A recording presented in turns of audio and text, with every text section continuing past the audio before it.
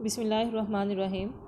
Students, अब हम लोगों का टॉपिक है मेमोरी, हाफ़ज़ा। यानी कि हाफ़ज़े से मुराद वो ज़हनी सलाहियत है जिसकी बदौलत हम रोज़मर्रा के जो हमारे तजर्बात होते हैं, मुशाहदात जो हम देखते हैं इर्द गिर्द अपने होते हुए चीज़ें, वो जो हमने लर्न किया हुआ मटीरियल होता है उसको ना सिर्फ जहन में महफूज रखते हैं बल्कि ज़रूरत पड़ने पर दोहरा भी सकते हैं। हमने कोई अपने सामने कोई चीज़ होती देखी, मुशाहदा किया कि ये चीज़ किस तरह से हो रही है, कोई क्या कर रहा है, उसका बिहेवियर कैसा है, और जो हमने लर्निंग कंटेंट हमारा होता है हम सिर्फ उसको याद ही नहीं रख सकते, उसको वक्त पढ़ने पर एज इट इज़ दोहरा भी सकते हैं। अगर हम चीज़ों को सिर्फ याद कर लें और हम उसको वक्त पढ़ने पर दोहरा ना सकें तो वो हाफ़ज़ा नहीं होगा, वो फॉरगेटिंग होगी, वो फरामोशी होगी कि हम भूल गए वो चीज़ें।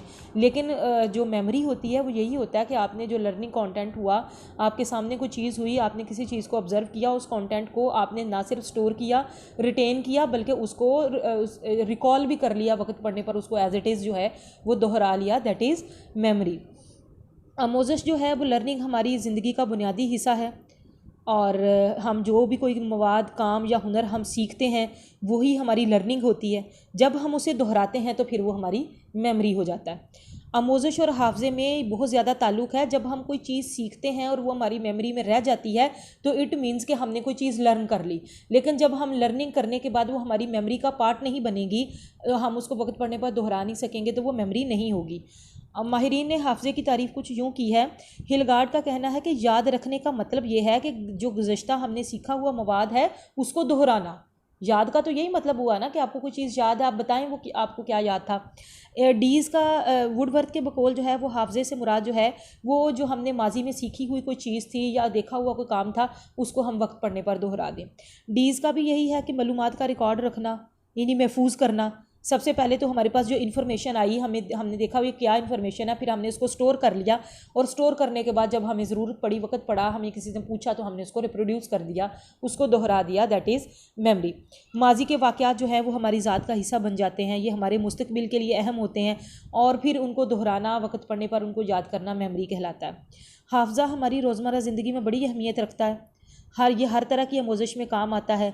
इसी के बायस हमें गुज़श्ता तजर्बात और वाक़यात जो हैं वो याद रहते हैं, और आइंदा ज़िंदगी में जो लर्निंग और रोज़मर्रा के काम होते हैं वो हम माजी की बातों से, तजर्बात से, वो कही हुई चीज़ों से जो है वो उसके साथ कोरिलेट करने हैं।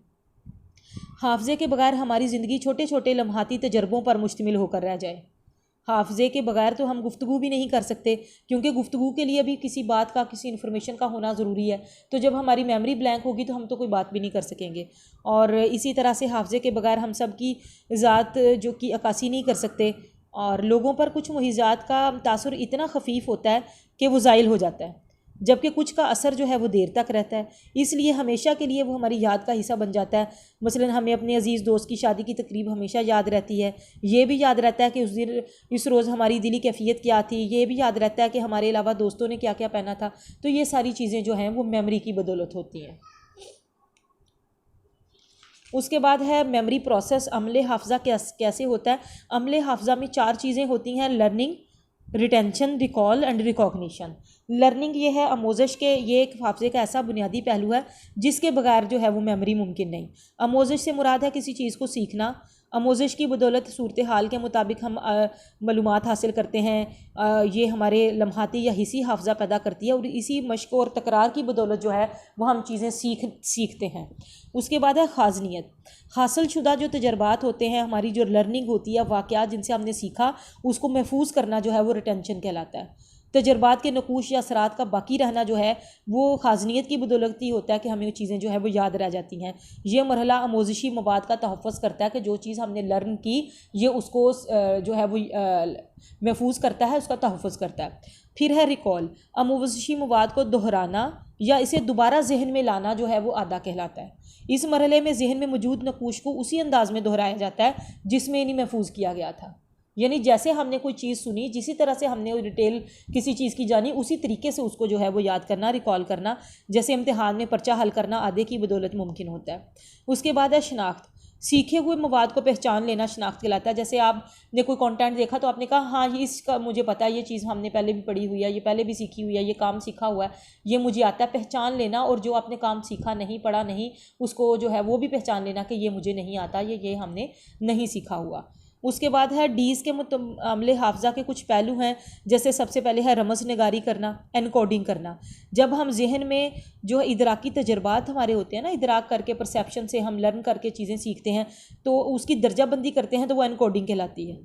फ़र्द पुरानी मालूमात को नई मालूमात से अलग करता है। जैसे हम किसी तकरीब पे गए तो हम कहते हैं नहीं ये तो इतनी अच्छी नहीं थी, वो जो हम पहले उस पे गए थे वो ठीक थी, तो इसका मतलब हम एनकोड कर सकते हैं उसको, कंपैरिजन भी कर सकते हैं और एनकोड करते हैं अपनी जो है वो जहन में। ज़ख़ीरा करना, इस मरहले में हासिल होने वाली मालूमात को महफूज किया जाता है, उसका ज़ख़ीरा किया जाता है, स्टोर किया जाता है उसको। फिर है और रिट्राइव, फिर उसको जो स्टोर की हुई इन्फॉर्मेशन होती है उसको एज इट इज़ जो दोहराते हैं हम, तो वो फिर हाफजा कहलाती है। उसके बाद है टाइप्स ऑफ मेमोरी। हाफजे की 3 इकसाम बयान की गई हैं। कुछ माहिरीन इन्हीं हाफजे के मराहल का नाम भी देते हैं। माहिरीन का ख्याल है कि हाफजा इन मराहल से गुजर कर जो है वो मजबूत होता है।